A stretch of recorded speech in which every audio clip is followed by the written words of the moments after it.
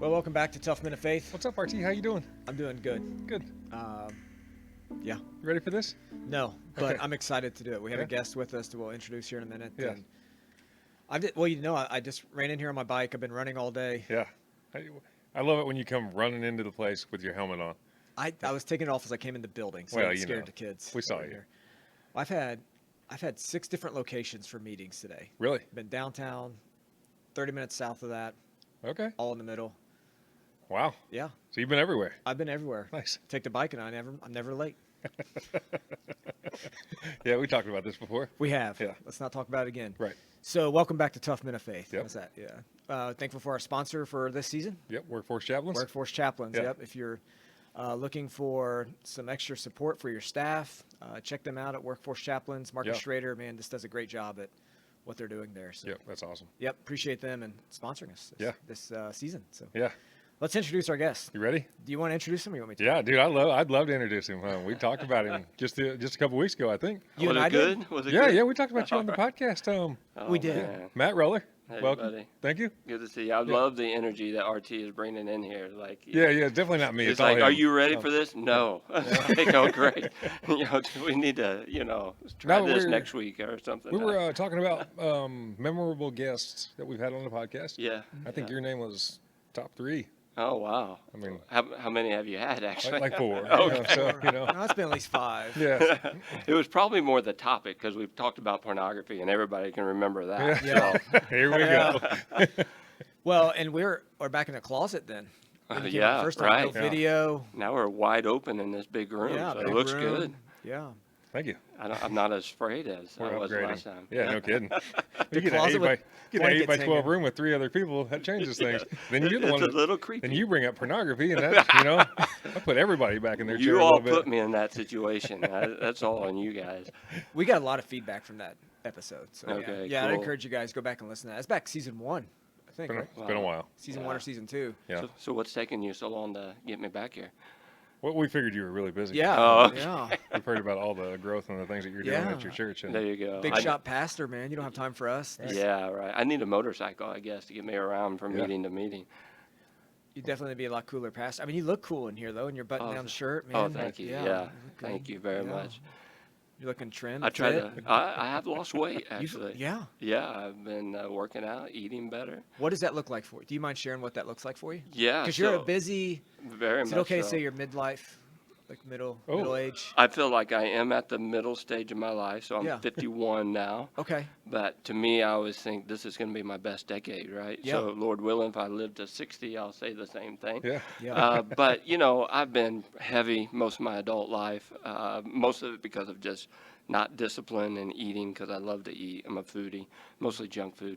And when you get to a certain point, you realize you just can't keep on doing that. Yeah.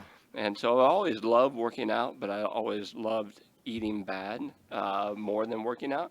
So it would offset, and so you just stay that way. So as really my wife, she started losing weight, and every time she has done that in our lives, I follow her. So Yeah. not much of a leader in that area, but and so yeah, just keeping track of my calories on an app, and working out quite a Yeah. bit, and just really I still have sugar. I got a bowl of ice cream last night, but it was a very small bowl compared to what I used to eat. I think that's So what people don't realize, though, is you can still have some crap. yeah, You absolutely. just, Yeah. it can't be like a normal part of your diet. That's right. And the Bible says like everything in moderation. So even if it's Yeah. just little bits of it, that's what I'm doing. I'm not trying to cut out Yeah. like a lot of stuff. I just tried to manage what I eat just so kinda where it's moderate not it a as little. moderate. Yeah. Yeah. Yeah. Do you go to the gym? Oh yeah. Yeah. I go to a local gym not too far from us, about 4 or 5 times a Yeah. week.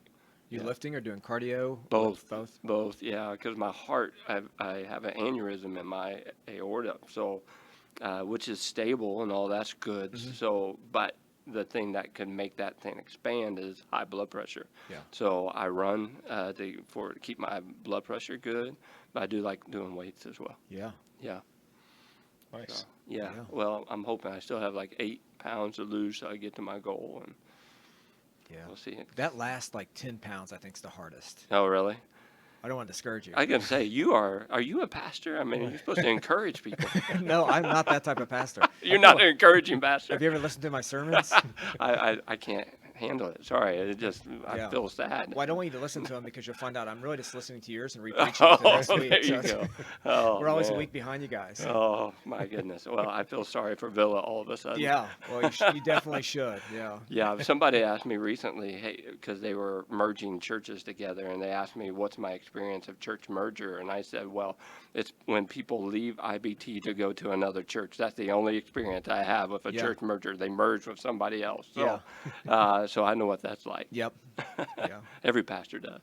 they do. Yeah. Yeah. Nick gets me almost cussing in service sometimes because he sits No, in hold on the a second second. row. No, it's true. A couple weeks ago. Do you remember that? Yeah, you almost said it. S? Was it? No, Sorry. I almost. Oh, you did. I No, remember. I was about to say but in Oh, church, yeah. right? So I was Yeah. telling people, you need to get off your butt and do something. Sure, right. Right? he was Sometimes you heated. get fired up. Hold I on. was Yeah, a he little was fired up. So Was here's the he? thing. Good. Here's Yeah. so it's really like a sermon like geared at our local church. Yeah, right. Our church sets in the city we set in. You can pull up a map of where Narcan, like when someone overdoses, Yeah. when they give them Yeah. Narcan, there's a heat map. You can pull up and see where that's done the most in your state. Oh, wow. So we zoomed in our state, and we said, hey, there's 2,700 drug overdoses in our state. That may not mean a lot to you. We zoomed into our city, and we saw our city is the biggest one in the state. Sure. And then we zoomed in to our area, and it's the area where our church sets is the hottest area in Indianapolis You got to be kidding. for drug overdoses. Wow. And so it's like, hey, we need to do something. And then I even made it a little further. I was like, that may not mean a lot to you, but 3 out of my last 4 funerals are because of drug overdoses. Wow. So it's encouraging our church, like, this is what we think we're called to the mission field. Yeah. So I'm just setting the context here. Sure. So Yeah. then, and I've been at the military all week, and so they have a different language at the military. Of course. I don't join. I try not to join in with them. You try not to. Yes, But- that's good. You've he's been in the there. middle of a Listen, heated I know sermon. you're a preacher, right? Yes. So I know how you're not the teaching type. Like you get up there and you get fired up Yeah, preaching. yeah, right. Right? You're a right. Baptist preacher. That's right. I can be sometimes. So I was like, you guys need to get up off your, and I thought I was going to say but. Oh, yeah? But I didn't want to say but because I thought. Yeah, that's even too He controversial. needed a better right? adjective, Yeah. is what he Heine used. is what so I was use. Well, see, I There you don't, go. I host a Tough Men of Faith podcast. So Yeah. I can't use Heine. So I was like, I was trying to get bottom out and I couldn't. And so the whole church took it as I was trying to use like a donkey from the Old Testament word. Yeah, right. And I got, people were fired up about that. Not in a bad sense. It was like, you should have just said it. Yeah, I should have just said They it. have low expectations for me. My kids, like, I don't know, do you have this? You go to lunch with your family sometimes after church? Yes. The problem is being a pastor is you're on center stage. I know. And everyone hears everything you say. Absolutely. And then your family lets you know, like, Dad, why'd you say that? Absolutely. Why didn't you say that? Why'd Yes. you use me as an illustration? Well, quit doing stupid stuff and I won't use you as an illustration. I've had that speech many a time. I don't know. Nick got me going on this, man. What? So anyways, I about said that, and, guys like Nick are sitting out there. Yeah. Laughing. Laughing, Dying, laughing. Like he's getting ready to do it. Like he's there. I'm trying to call the church to action. Like, we need to do something about this, Right. all right? The Yeah. gospel's the hope for this. Get off your bottoms. It's that pause. It's what It was the does it for pause. Yeah. people. Yeah. It was. It reminds me of Tony Campolo, and I won't use the word he used, but he was speaking at some event, and I think you can Google this and find it. And he talked about, people dying because of malnutrition in third world countries and things like that. And he said, the truth of it is most of you don't give a blank, Mm-hmm. and everybody was appalled, Yeah. right? That because it was a Christian conference, and then he says, the sad thing is you care more that I said that word than the people that are dying. Yeah. That has always stuck with Next me. time you get fired up about it, Yeah. you can use Get that. that Tony Campolo clip and I'll just get it, use just play that. Yeah. Yeah. RT, the last pastor at Villa. Yeah. Well, hey, you looking for an assistant pastor? Yeah, maybe. Hopefully this Depends on what your podcast takes language off. is. Yeah. So actually, I don't have notes or anything with me today, but a couple of days ago, this kind of topic I sent to you, like, Yeah. hey, yeah. how about we talk about the church? Kind of what I sent you? You did. Okay. Yeah.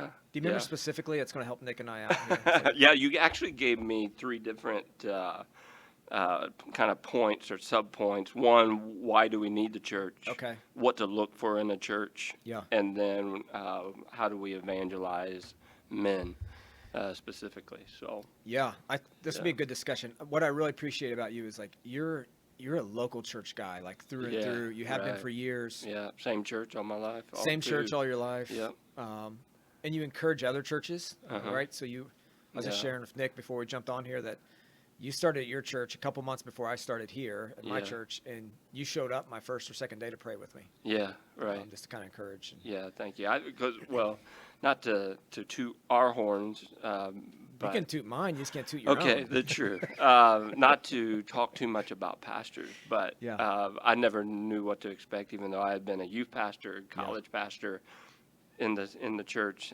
It's just a different game when you're the lead pastor. And one thing I've noticed about that is we get lonely. It's like Yeah. a lonely, even though like you got Nick and all your friends Yeah. around, and you can have great fellowship, but Yeah. yet you still are the guy, and you got to make the decisions, and that's a lonely place to be, and not a lot of people. And I didn't even know until I became a pastor what that experience is like.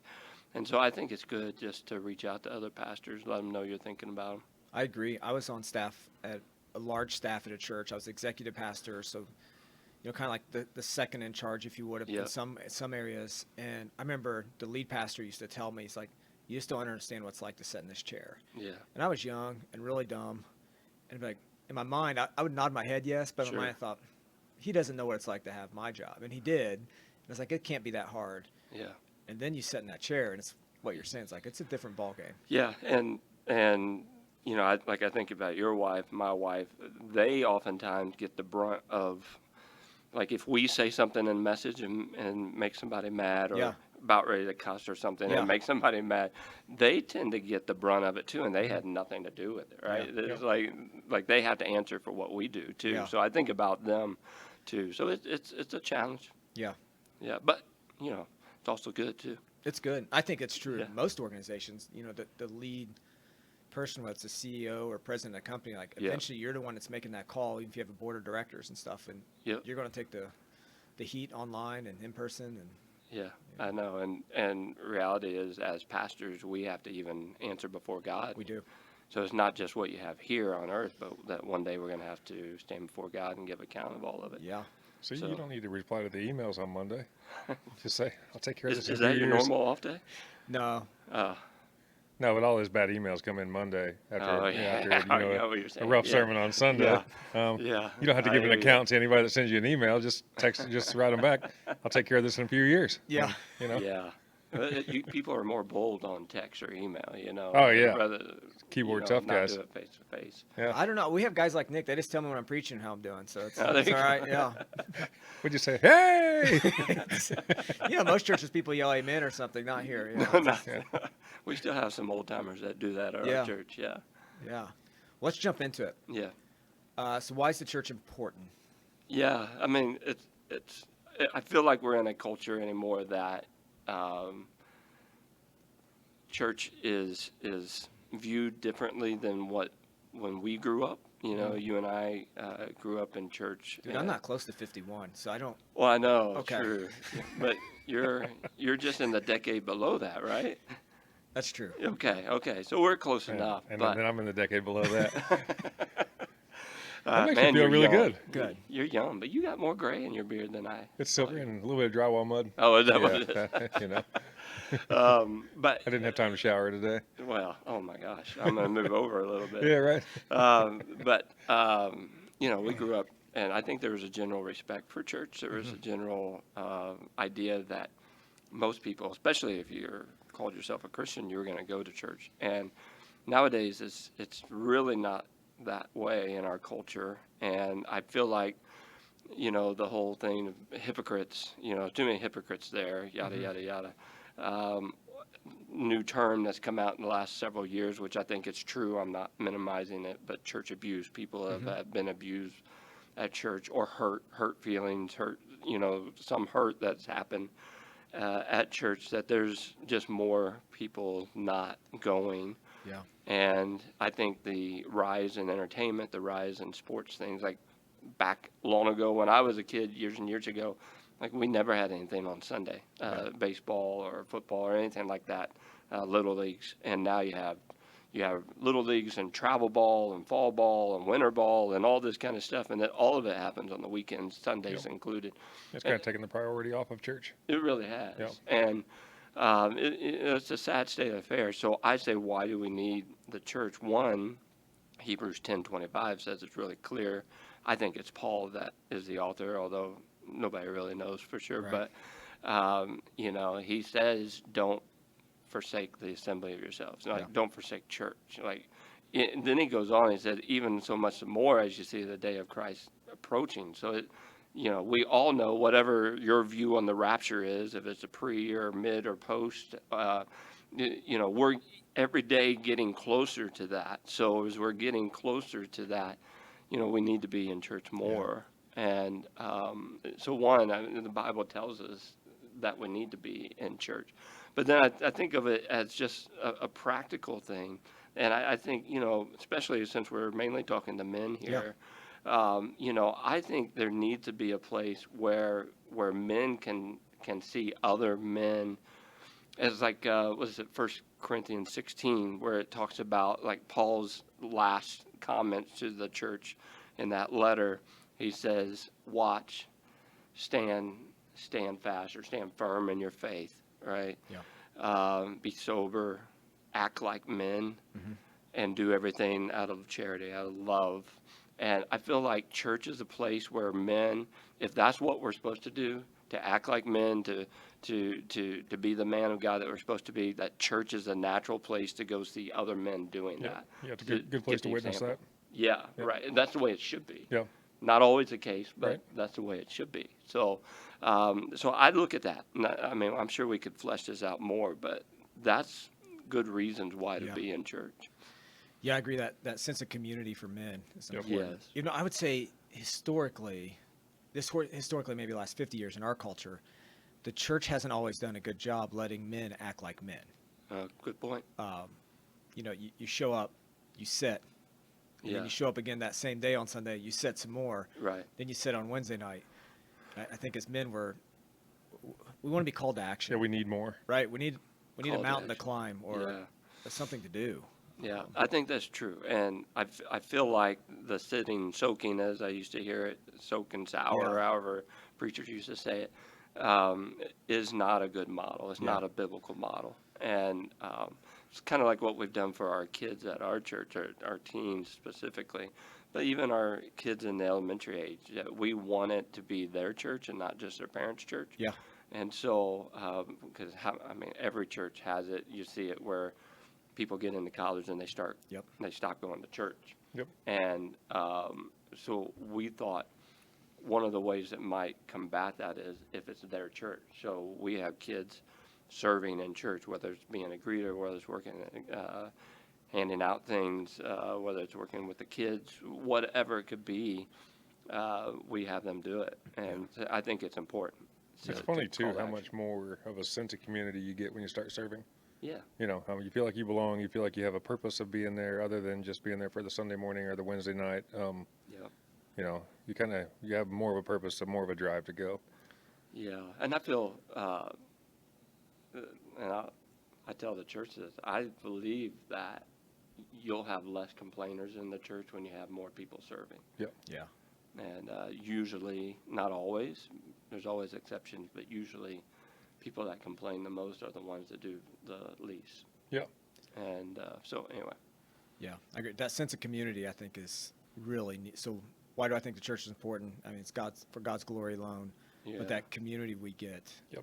So when we pulled the stats from the health department on the drug overdoses in our area, the city health department put out what they have found a reason for the drug overdoses. And I can't remember like all 6 things, but really all 6 things the church can offer. But the big one was no sense of community or belonging. Yeah. And so it's like we have the answer for that because we have a place where everyone can belong. Like Right. if you were on drugs last night, you can still come to the church, find new life, and you'll still struggle with that. But you now have a community of brothers and sisters that love you and you can belong. Right. Right. So I think when it comes to church, right, that's Yeah, I think it's one of the Fair. biggest things too. Is people that don't go to church regularly don't realize is we're all imperfect. We all struggle with something. We all have issues with something. You don't have to get your life 100% right before you can go to church. You don't you're not 100% healthy when you go to the doctor. You go with an ailment. You go and try to fix that ailment. Yeah. Same thing with church. We don't all have it together. We're not all perfect. We all have things that we struggle with. The reason we go is because we're trying to get better. Yeah, I think the more that you're, like, if you've had older people in your church too that have been there for years, if they would realize that they need to be like the Titus to the older speaking into the younger, mentoring people, and not get upset when people act immature or Yeah. spiritually immature. It's like, it's going to happen. Right. You're here to help encourage them and Right. to help teach them. Yeah. That's so much better. If they would do that and the younger in the faith would listen, it's a perfect, beautiful Yeah. scenario. Yeah, I agree. What's the second question? What to look for in a good church. This is kind of weird because we should be asking the questions when we invite Yes. guests, and we have the It guests should asking be, the but, question. All right, yes. what to look for in a church. See, So if I, you guys might get conflicting answers here. we might have some you both different have answers good here. churches. What would you say if someone came to you and was like, hey, I'm moving to a new town. I'm not going to be able to go Yeah. to Mr. Matt Roller's church, so I have to Yeah. find something else. What should I look for, Matt? Yeah, I use this saying, like, because I tell people, I don't believe that everybody needs to come to my church. I don't believe that. Do I want everybody to? Well, yeah. I mean, there's a selfish reason to that. You don't want Nick, trust me. I don't know. I Here we might. go. I need some front row buddies. Second row. Second Second row Yeah, buddies. yeah, we don't do All the right. we don't do the front row. What I mean by that, though, is I don't like when I tell people that I think you need to be in church. I don't think you just have to be at our church, right? Right. I say you need to find a good Bible teaching church. Now that's pretty vague, though, right? That's a very generic statement, but for me as a pastor, I think some of the first things that you need to look for outside of just normal things like friendliness and welcoming spirit and things like that is, do they actually use the Word of God? Yeah. And to me, that's utmost important. I can't tell you how many times over my 7 years of being the pastor that I've had a visitor say, we're just glad you actually use the Bible. And I would say, what are you supposed to use? Yeah. I mean, I don't understand. And it's not just some talk, and it's just, it's just not some good word that you throw a verse in, but you actually use the Word of God. I think that's where you need to Yeah. start. Some of the other things, as I mentioned, friendliness and welcoming, and are you doing something in your community? Those are always good. So I think if I was to be looking for a church, I want to look, are they using the Word of God? And are they doing something in their community? Yeah. Because an active church like that is a growing church. A serving church is a growing church, is a loving church. And that's what personally I'm going to look for. Yeah. Yeah. So my church hasn't kicked me out yet. So if that happens, that's Yeah. what I'm going to come looking for. Okay. Yeah. Yeah, something else I like too is will your church step on your toes? Yeah. And people don't like to get their toes stepped on. People don't like to feel conviction. Yeah. But going to a church, I think it's healthy to go to a church that they can preach that and they can step on your toes and make you feel some conviction. Yeah. And not that we love it, but we sure need it. Yeah. Well, I feel as a pastor, and I can't speak for RT, but I know the temptation that pastors have is to not step on toes from time to time because we don't necessarily we want everybody to like us. Right. Are you listening? I'm listening. Okay. I'm listening. But the reality is we have to fear God more than man, and we have to preach whatever God teaches or telling us. We need to share that, and sometimes that's hard. And like I had a somewhat hard message. I didn't almost cuss, but it was almost. It was one of those hard messages. And I remember earlier in my pastoring, again, which hadn't been that long, but that I would just be reliving everything I said. And should I said this or should I said that? And I was really, in my opinion, doubting the Holy Spirit in that moment. And this Sunday, it was hard. I asked only one person, my wife.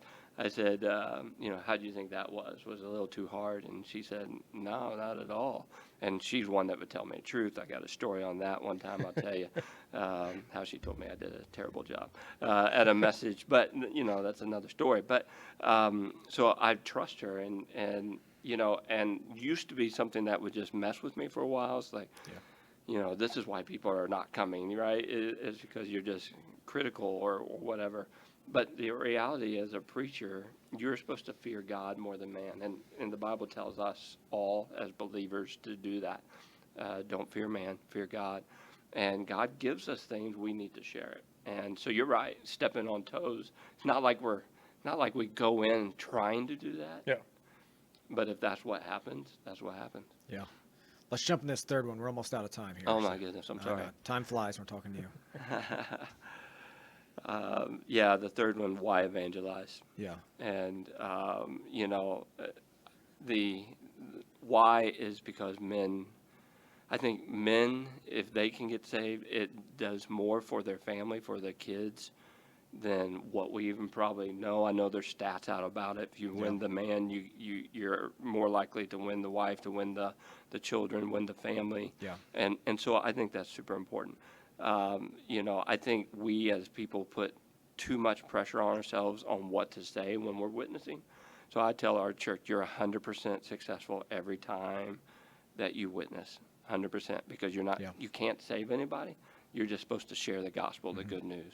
So we say it this way. I got this from a guy named Dave Gibson. He's a missions pastor up in Minnesota at a very large church.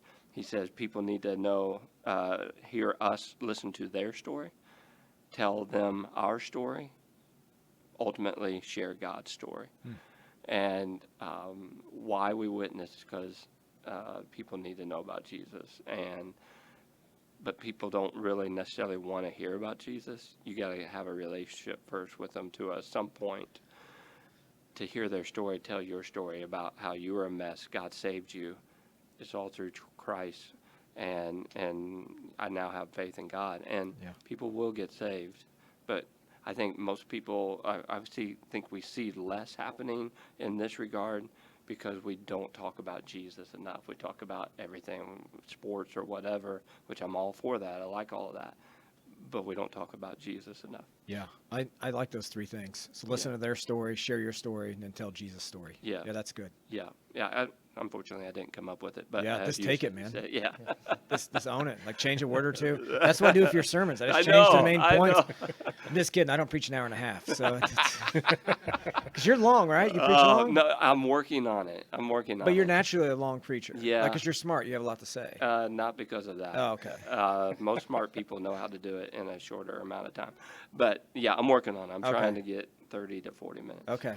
And that might be long to some, Right. but You might lose some of us over here. Yeah. I'm sorry. All right. So Matt Roller, thanks for Yeah, joining brother. us. If you are Yeah. looking for a church in Indianapolis, Go to Villa. go to Baptist Temple. It's a great church. Thank I went you, to brother. high school there. Yeah. Your guys' your church had a school at the time. I went Yeah. there. Yeah. Solid church on the south side of Indy. Yeah. Thank you. Yeah. Yeah, thanks for coming in Appreciate again. it. Yeah, Appreciate really you. Appreciate it. Appreciate you being I'm here. gonna say this again, so you come in the next season. And next time they ask who's your favorite interview, like we're bringing back Matt Rowley. There Matt you go. Roller. All right. Love it. All right, guys. Thanks for joining us on the Tough Man of Faith podcast. Got a Yep. couple more interviews coming up over the next few weeks. And Nice. Thanks for share being it good. on social media and all those type of things. And Yep. make sure to subscribe on YouTube if you haven't, because we're new on YouTube and trying to figure that out. Yeah, right. We are. Yeah. But we're trying to figure out. But the producer has it all figured out. Yeah, So, right. And thanks again to Workforce Chaplains. And to Workforce Chaplains for sponsoring us Yep. this season. See you guys later. Thanks.